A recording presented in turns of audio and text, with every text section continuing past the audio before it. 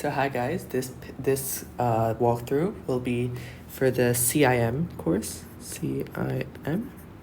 It'll be paper 2 of the May-June 2016 session of version 1. So essentially 0607 is the code for International Mathematics or the CIM course, whereas 0606 is equal to the AdMath course.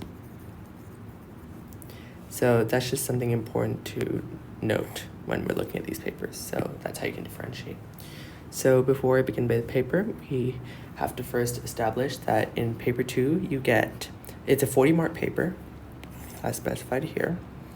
You don't get a calculator. This is the only non-calc paper, and you get 45 minutes to complete the paper. So it's not that long, but it's only 40 marks, so it shouldn't be too difficult. So first thing we're going to do is write our name. So I'll just write your name, since you should write your name. And then the center number will be given to you by the school, and your candidate number is individual to you. You'll be given both of these.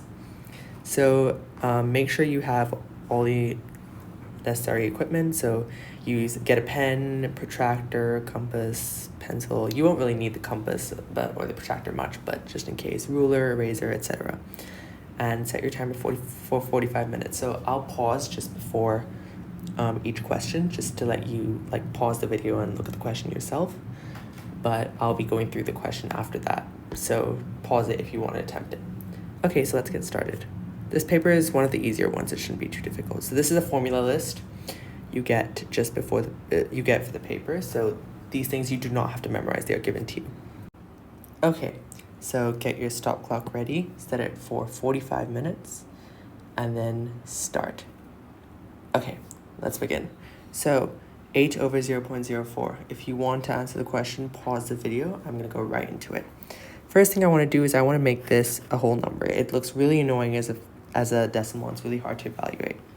So we can multiply this by 100 on the numerator and denominator. So we keep the value, and that becomes 800 over 4, which is equal to 200. That's question 1. Only 1 mark, so don't spend too long on it. Next, 4 over 5 minus 1 over 4. Well, we won't have the lowest common multiple between 5 and 4. That would be 20. So 4 over 5 has to be written as x over 20. And if we multiply the numerator by 4, because the denominator has been multiplied by 4, we get 16 over 20 as that fraction. So 4 over 5 is equal to 16 over 20. We have to do the same to 1 over 4. So 1 over 4 has to equal x over 20, or well, let's call it y. Y over 20. Since 20 over 4 is 5, y over 1 must also equal 5, so that means y is 5. So 1 over 4 is 5 over 20. So 16 over 20 minus 5 over 20 is equal to 11 over 20. So we can write this as 11 over 20. You could write this as a decimal, but it's easier just to leave it as a fraction. There's no need. Okay, question 2a. Shade 2 or more squares that this shape has exactly one line of symmetry. Well, looking at it, these two parts are the same. And if you look at it from the side, as in you look at it with a line of symmetry going down here, you can start to see that this part gets broken up, and this part is not actually related to this part, but rather to this part. So which means we need to actually fill this in so that they match. Let me just fill that in. Yeah, so this is filled in, and we need to fill in this for the whole thing to be containing only one line of symmetry. This one, honestly, there's not really a trick to it. It's just more visual.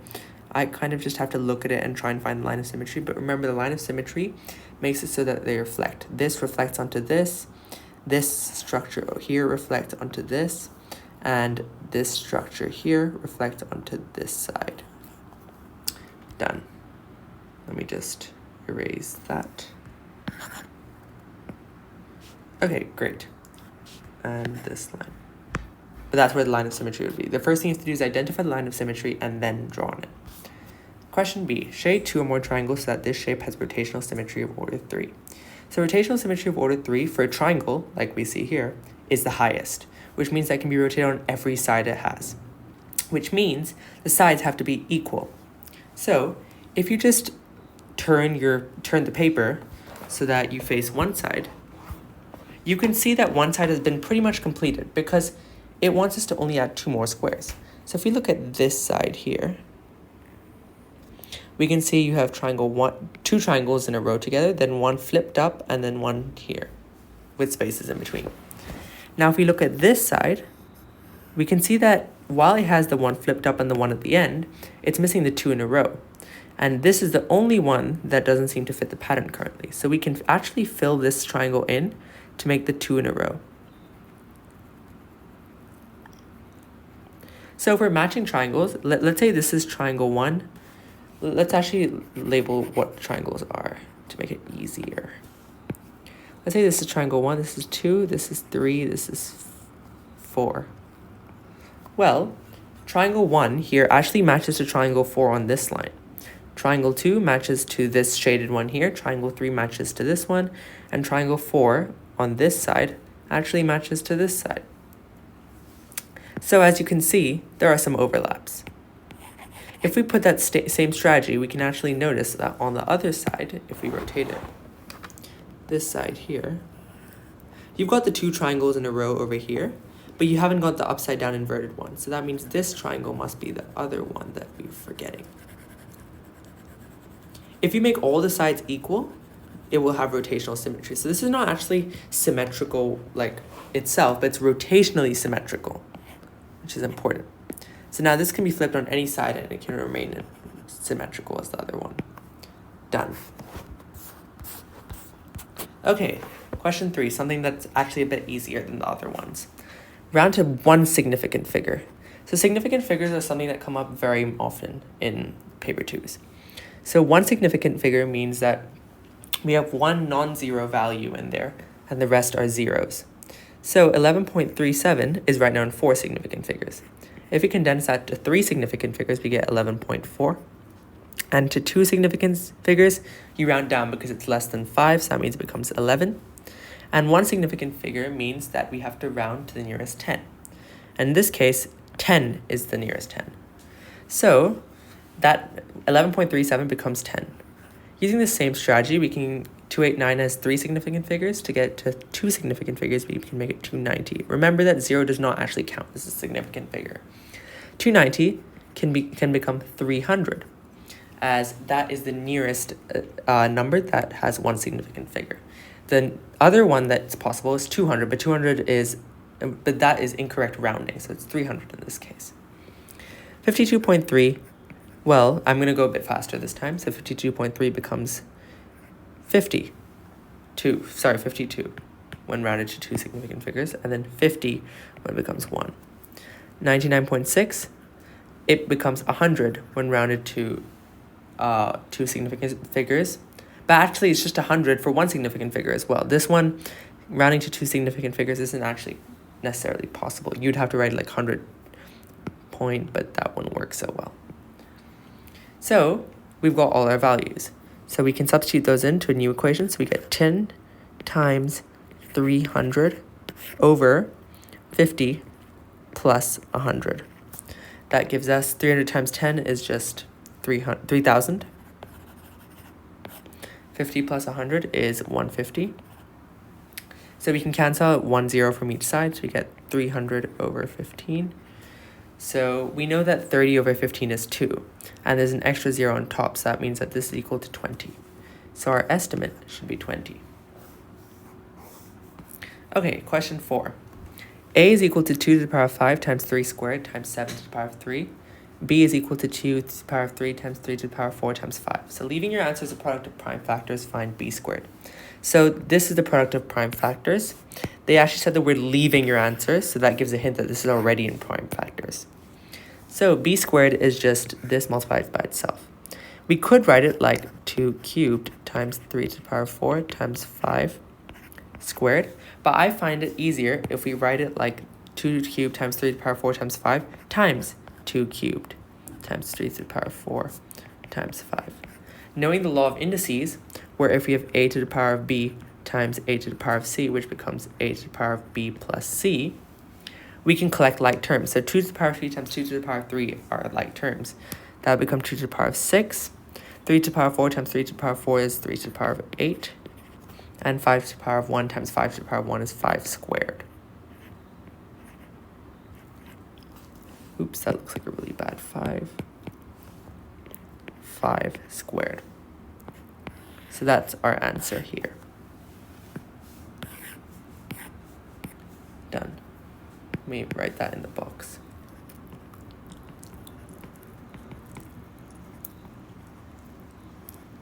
We've still got over 36 minutes left, so we're making good time. You should have enough room to check your answers, though we still got quite a few questions left, so we should move on. Okay, the highest common factor, HCF, of A and B. So the highest common factor actually is very easy to find. You don't have to expand everything and then try and find the common factor. The algebraic method of finding the common factor is basically taking the lowest power of each of the like terms. So in both these cases, you have 2 to the power of 5. In A, there's 2 to the power of 5 times 3 squared times 7 cubed. B is equal to 2 cubed times 3 to the power of 4 times 5 to the power of 1. So in both cases, you have 2 to the power of something. Since B has 2 to the power of 3 and A has 2 to the power of 5, you have to take in the HCF, it has to be 2 to the power of 3 because B does not have 2 to the power of 5. It only has 2 to the power of 3. You take the lowest one of each term. So for example, 3 squared and 3 to the power of 4, you'd have to go with 3 squared since A does not have 3 to the power of 4. And then in both these cases, in each of these cases, they have a different like base. So in A, they have 7, but B doesn't have 7, so you can't include it. Conversely, B has 5, but A doesn't have 5, so you can't include it. So the HCF is just 2 cubed times 3 squared, which if you were to expand it would be 8 times 9, which would be 72, but you don't need to do that, so you just write it as 2 cubed times 3 squared. So whenever you have like something like if A was like 4 to the power of 4 and B was 4 squared times 3, the HCF would have to be 4 squared, as A doesn't have a 3 and B doesn't have more than 4 squared as with the base of 4. Hope that makes sense. The lowest common multiple LCM of A and B. In this case, you take the highest one of each. So if we write them out again, A equals 2 to the power of 5 times 3 squared times 7 cubed. B equals 2 cubed times 3 to the power of 4 times 5 to the power of 1. If we take the lowest common multiple, we would have to take the higher power of each. So in this case, when we're comparing them, let's just draw a line so it's easier to compare. It's nice to write as a table. Sorry, that's a really bad table, but it'll do. So when we're looking at 2 to the power of 5 versus 2 to the cubed, we'll have to go with 2 to the power of 5 for LCM. Sorry, it's LCM, not HCF. With 3 squared and 3 to the power of 4, we have to go with 3 to the power of 4 since that's higher. And with this one, actually, you take both of them. So you take 5 to the power of 1 and 7 cubed. So our resulting thing is 2 to the power of 5 times 3 to the power of 4 times 5 times 7 cubed. That's the LCM. Moving on. Lewis has a large jar containing red, yellow, green, and blue beads. He takes a bead at random from the jar, notes its color, and places it. He repeats this 200 times. Table shows his results. So the relative frequency is the amount of times it's been taken relative to the number of times it came out. So actually, we could write this as 26 over 200 since it came out red 26 times out of 200. We could also simplify it down further to get 13 over 100 since 26 over 200 is just 13 over 100. Then with yellow, it's 72 over 200, which is equal to 36 over 100, which is equal to 18 over 50, which is equal to 18 over 50 can be simplified to 9 over 25. So yellow could be written as 9 over 25. Honestly, I don't think it really matters to the exam board if you simplify it or not, but I like to do it because it's just to be safe. Green is 64 over 200, which is equal to 32 over 100, which is equal to 16 over 50, 8 over 25.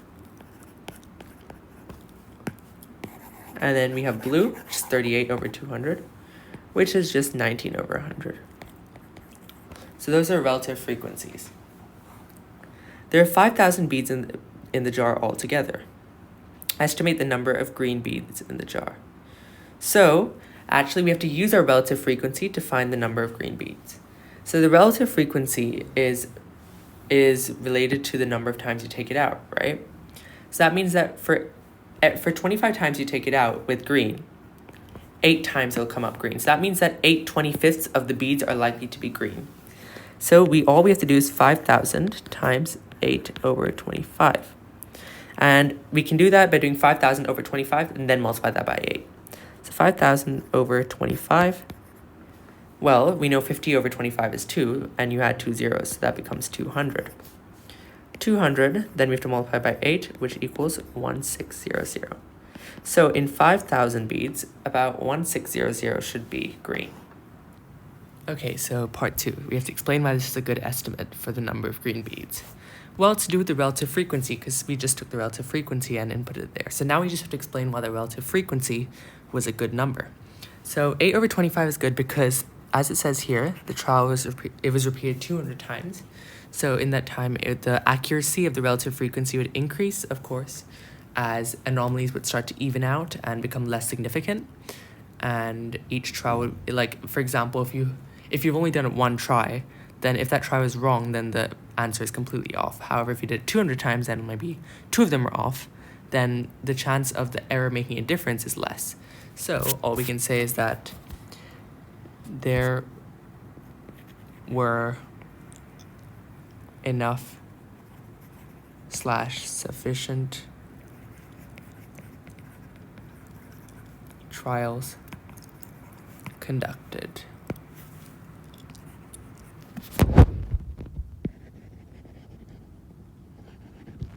Okay, great. Sorry for my handwriting, it's not very good.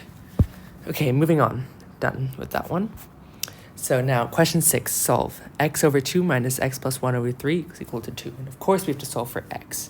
First thing I would do is I would combine these fractions. How do we do that? Well, we make it one denominator, like we did in one of the first questions.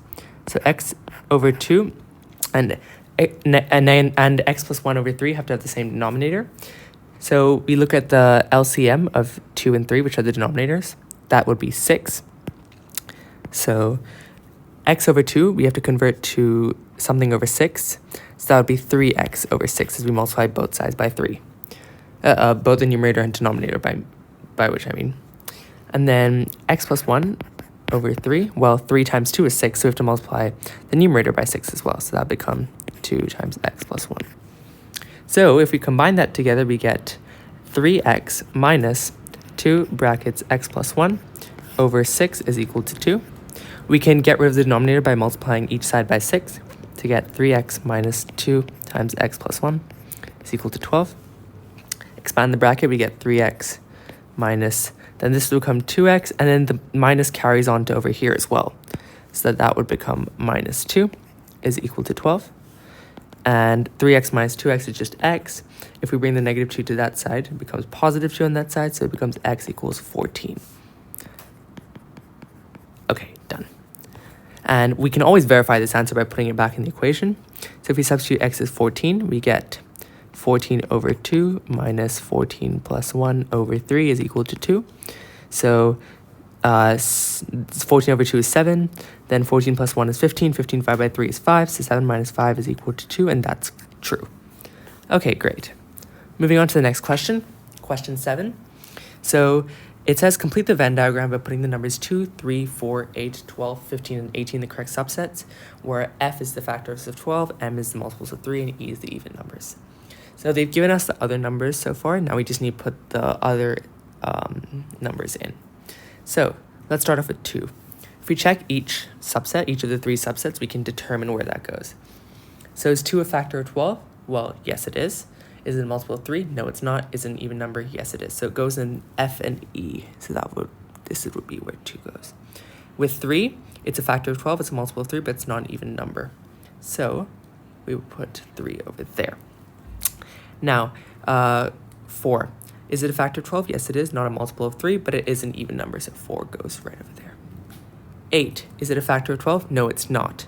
Is it a multiple of 3? No, it's not. Is it an even number? Yes, it is. 8 goes over there. 12. Is it a factor of 12? Yes, it's a factor of 12 because the number itself is a factor of itself. Then is it a multiple of 3? Yes, it is. And is it an even number? Yes, it is. So 12 would go in all of these. Then 15, not a factor of 12 because it's greater than 12, so it can't be a factor. Is it a multiple of 3? Yes, it is. Is it an even number? No, it's not. So 15 would go right over there. Then so 18, sorry. Is it a factor of 12? No, it's not. Is it a multiple of 3? Yes, it is, and it's an even number as well. So multiple of 3 and even number would place 18 right over there. And it seems to be the only one that fits in that category. Okay, so let's go to part B. We've done part A. Part B, list the members of the prime of E union F union M. So the union means that it can mean either or. So for example, if you have this Venn diagram here with A and B, if it was A union B, it would be anything in these circles, as it can be either or both. So it can be in just A, it can mean just B, or it can be in A and B. It's a lot more inclusive than the intersection, which we come to later. So they actually use set notation, and you can easily tell they mean union because U stands for union. That's how I think of it. And so if they're first asking us to find E union F union M, well, that's essentially all the numbers in E, F, and M. So all the numbers in this circle. Wait, let me just highlight it. All the numbers over here. But they've put a prime after that, all encompassing all of that, which means it's all the numbers outside the circle. So that would be these numbers over here, which gives us 5, 7, 11, 13, and 17. Great, done.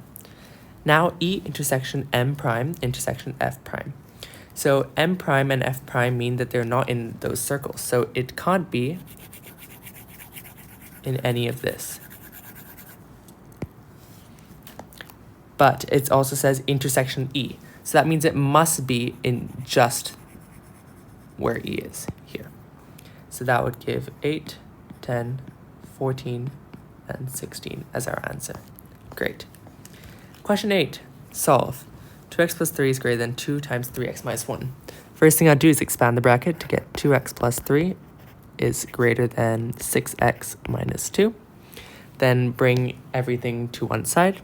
So if we bring the 2x over here and the negative 2 here, we're collecting like terms, we'll get 5 is greater than 4x. And personally, I just like it when the x is on the left-hand side, so I'm going to switch these around.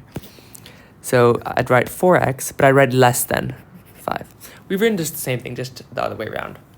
Now we can divide each side by 4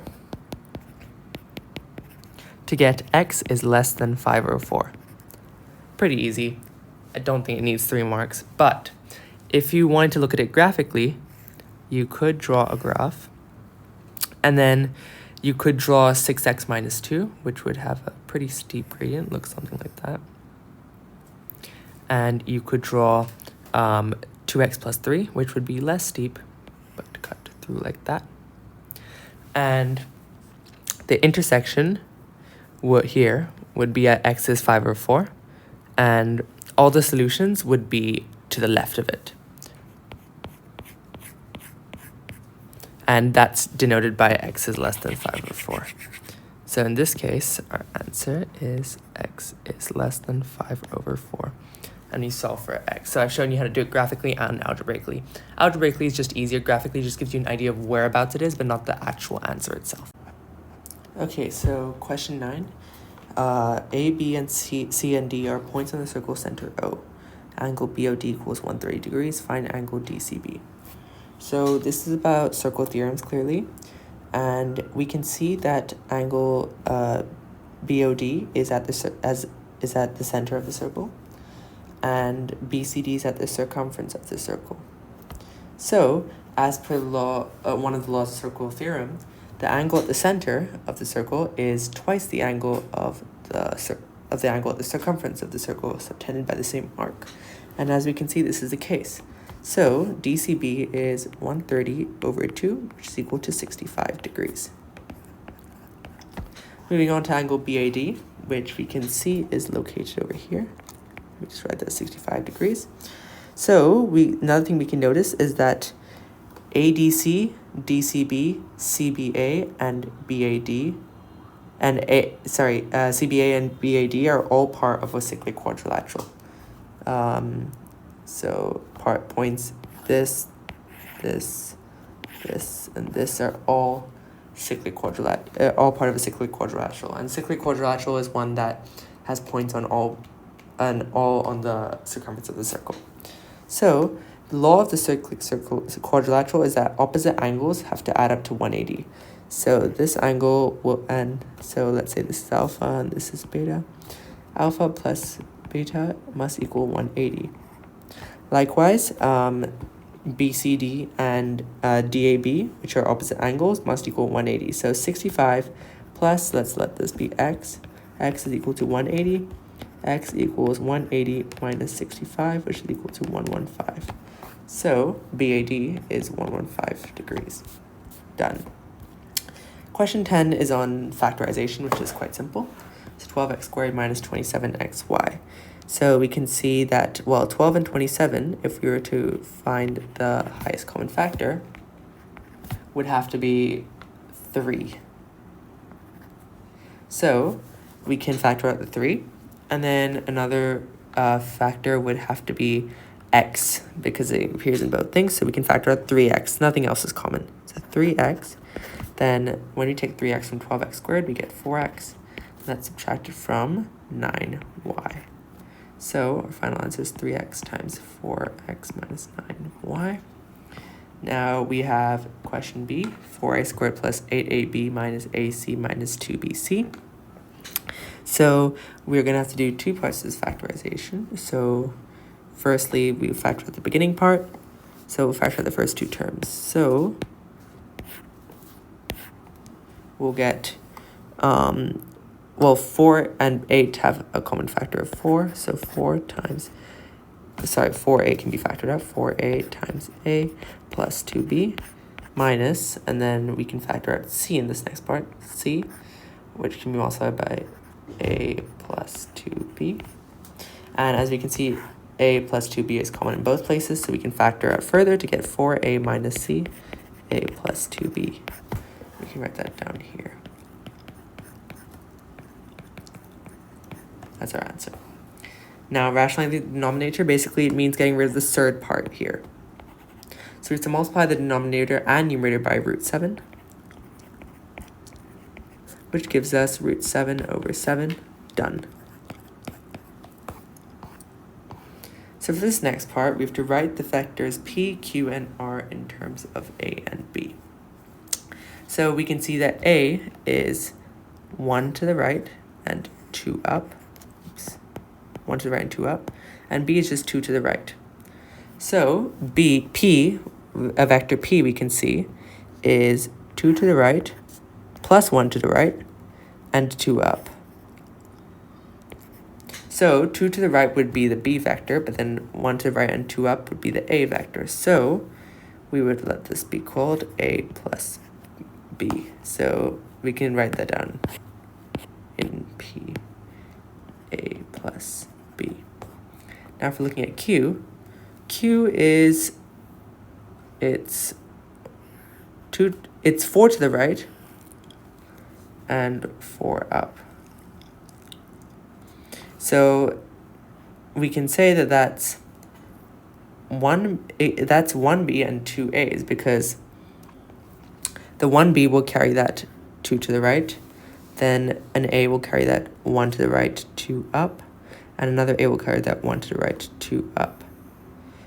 It's all about proportions, and in this case, 4 to the right and 4 up doesn't fit the proportion for a, so b has to come into play too. So q is a it's 2a plus b.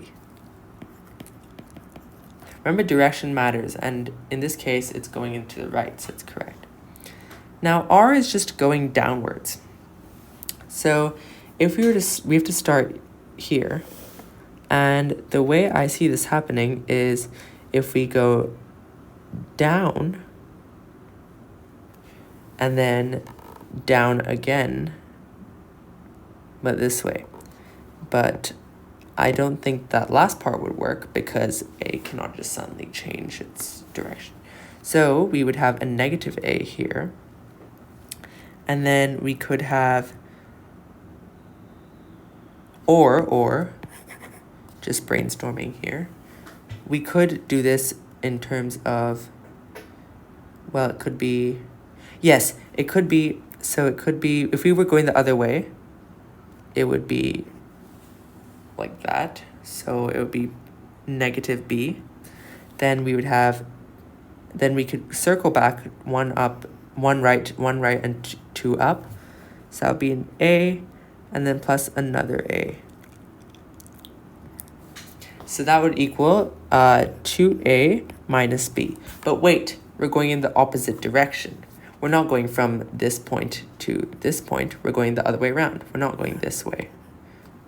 We're going this way. So if we negate this entire thing, that becomes b minus 2a.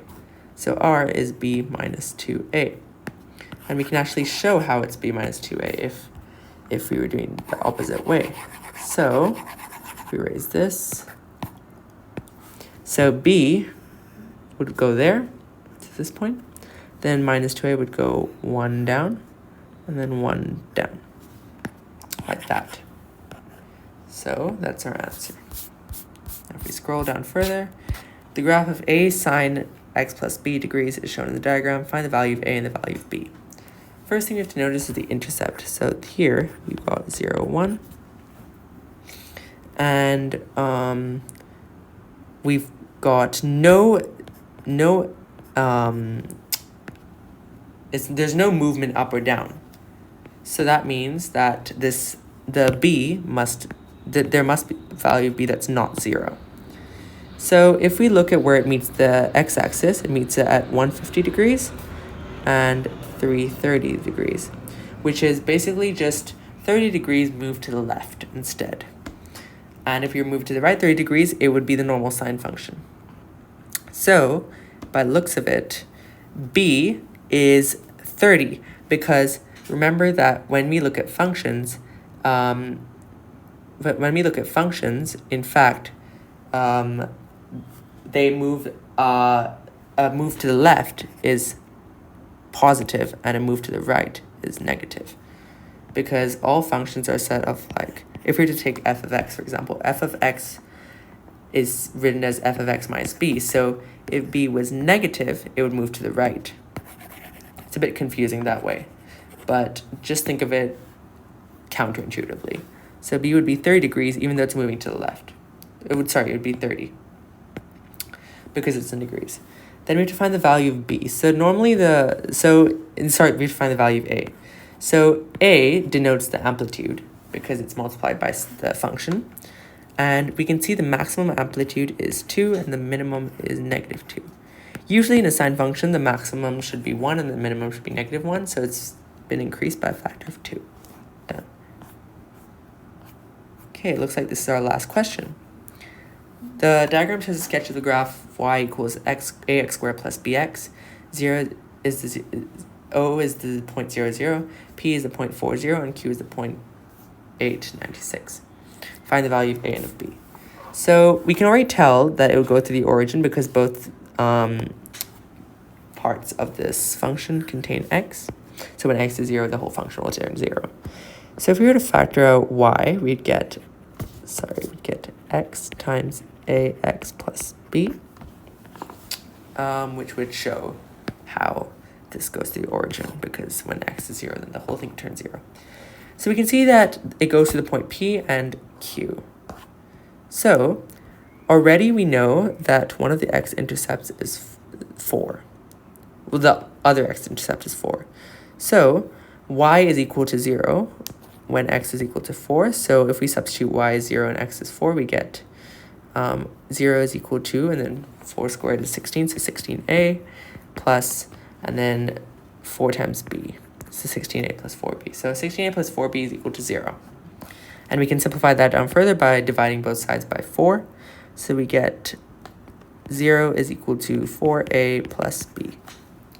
And then we've also got that q is a 0.896. So if we were to substitute 8 into x and 96 into y, we get 96 is equal to 8 squared is 64, 64a plus, and then 8b.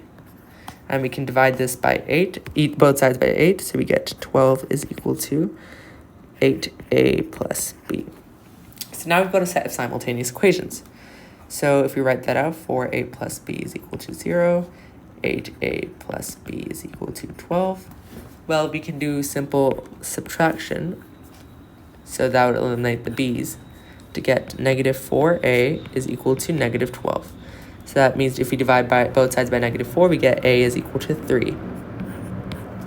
Now, substituting our value of a as 3 into this equation, we get 12 is equal to 8 times 3 plus b. So 12 is equal to 24 plus b. So b must be equal to negative 12. So our answers are a equals 3 and b equals negative 12. And we can check that with the other equation. If we put b as negative 12 and a as 3 into this equation, we get 0 as well. So therefore, our answers are correct. And at this point, I'd say you should go back and check your work. But I went through this pretty slowly, so we didn't finish with that much time to spare. Anyway, the answers are all correct here. So no need to check the mark scheme. But if you found that you got something wrong on this paper, feel free to go back and review what you've gotten wrong and review that concept again, because that's the point of revision. Anyway, thanks so much for watching, and see you in the next video.